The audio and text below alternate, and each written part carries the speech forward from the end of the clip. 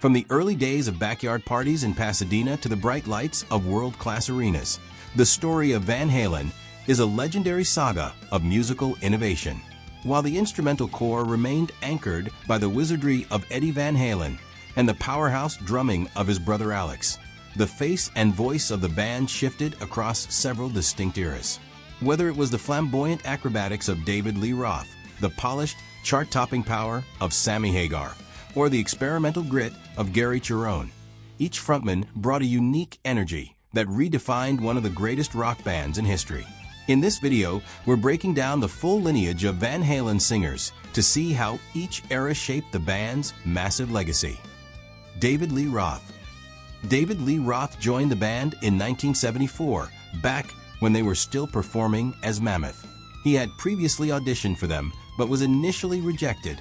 However, his persistence and the fact that he owned a high-quality PA system, which the Van Halen brothers were tired of renting from him, eventually secured his spot.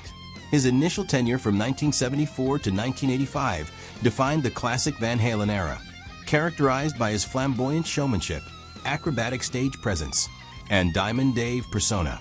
During this decade of dominance, Roth voiced Van Halen's most legendary hits, including the synthesizer-driven anthem Jump, the hard-rocking Panama, the iconic Runnin' with the Devil, the high-octane Hot for Teacher, and the guitar-shredding Everybody Wants Some.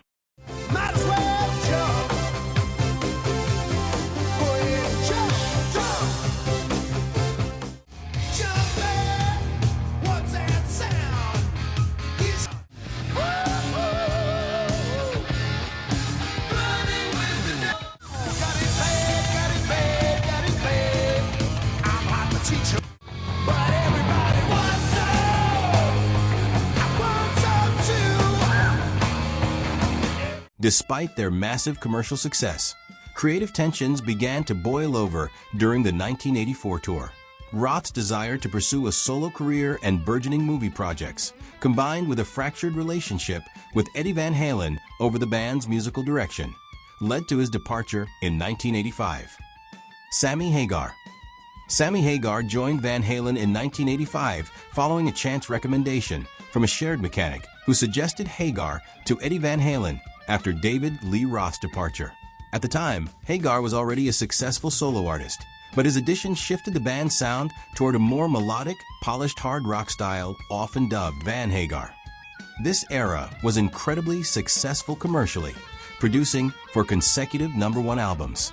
Among the biggest and most enduring songs Hagar recorded with the band are the soaring power ballad, Why Can't This Be Love?, the high-energy anthem Dreams, the synth-driven When It's Love, the socially conscious Right Now, and the hard-rocking Finish What You Started. Hey, all them fools rush in. Only time will tell. So we will get higher and higher, straight up with pride. How do I know when it's love? I get this thing down right now. Hey, you wanna say other guys, baby, I could. Sammy Hagar's initial tenure ended abruptly in 1996 amidst a breakdown in communication and creative control surrounding an upcoming greatest hits album. Mitch Malloy. Future great white vocalist Mitch Malloy's brief tenure as the lead singer of Van Halen occurred during the summer of 1996, filling the volatile gap after Sammy Hagar's departure. During a 3-day stint at Eddie Van Halen's 5150 Studios, Malloy jammed with the band and recorded a 5-song audition tape. According to Malloy, the chemistry was so immediate that Eddie personally told him he was in the band. Unfortunately for Malloy, the arrangement fell apart when David Lee Roth came back. David Lee Roth. The 1996 reunion of David Lee Roth and Van Halen was a high-profile but remarkably short-lived event that teased fans with a return that never fully materialized. After Sammy Hagar's departure earlier that year, the band invited Roth back to record new tracks, Me Wise Magic and Can't Get This Stuff No More, for their first greatest hits compilation, Best of Volume 1. Don't you trust me? Me wise magic. When we say goodbye, 'cause you can't get this stuff no The reunion reached a fever pitch in September when the original quartet appeared together at the MTV Video Music Awards. While the crowd erupted in a standing ovation, the internal reality was a disaster. Roth's flamboyant grandstanding on stage reportedly embarrassed Eddie Van Halen, and tensions boiled over backstage. While Roth believed he was being reinstated as the full-time frontman, the brothers maintained he was only brought back for the compilation. Gary Cherone. Gary Cherone joined Van Halen in late 1996 following the departure of Sammy Hagar and a highly publicized, failed reunion attempt with David Lee Roth. Cherone, previously the frontman for the band Extreme, was suggested for the role by Ray Daniels, who managed both bands at the time. After a successful audition where he and Eddie Van Halen immediately bonded over songwriting, Cherone was officially named the band's third lead singer. His tenure resulted in one studio album, 1998's Van Halen 3, which saw the band experiment with longer, more complex arrangements. The most notable songs from this era included the lead single, Without You, the hard-rocking Fire in the Hole, featured in Lethal Weapon 4, and One I Want.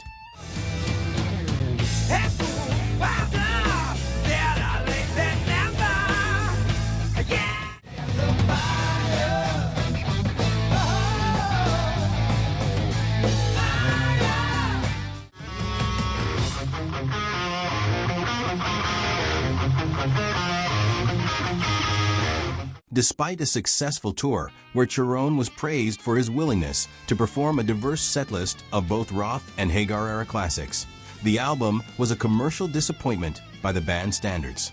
Cherone's exit in 1999 was amicable. The split was fueled by mounting internal dysfunction and personal struggles within the band's inner circle. Sammy Hagar. Sammy Hagar's 2003 return to Van Halen was a highly anticipated but turbulent reunion that ended his 8-year estrangement from the band.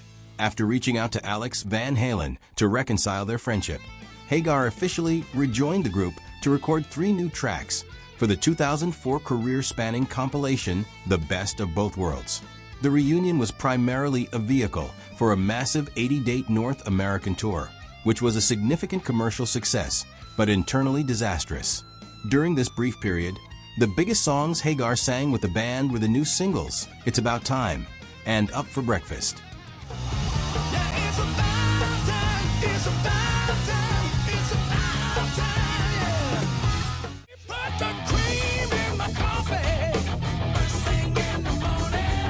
Despite the fan excitement, the tour was plagued by a toxic backstage atmosphere and Hagar's growing concern over Eddie Van Halen's health and erratic behavior.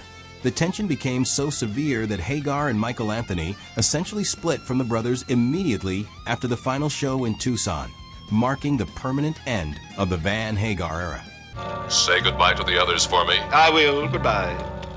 David Lee Roth.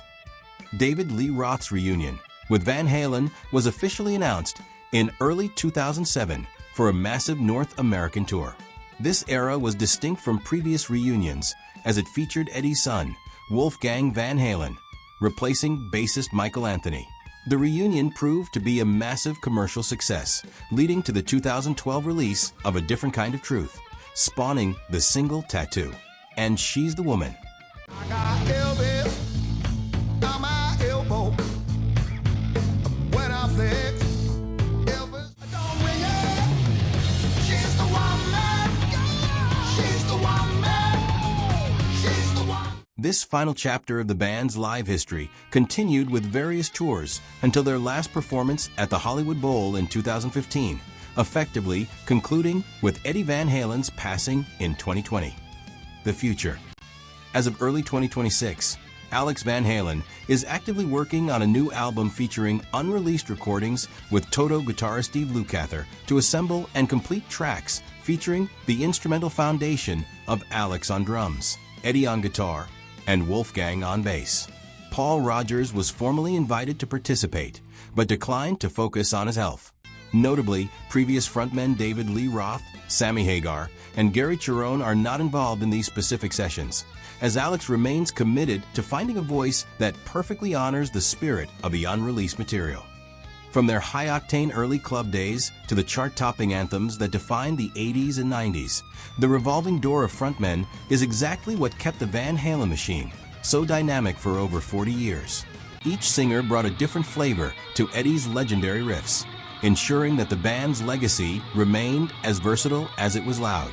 Whether you're a die-hard Diamond Day fan, a Van Hagar loyalist, or you appreciate the experimental grit of the Cherone era, there's no denying the massive impact these vocalists had on the landscape of rock and roll. Thanks for watching our deep dive into the voices of Van Halen. Please subscribe and hit that like button for more exciting features on your favorite musicians and pop culture. And you can watch this additional informative video from What's the Story right now.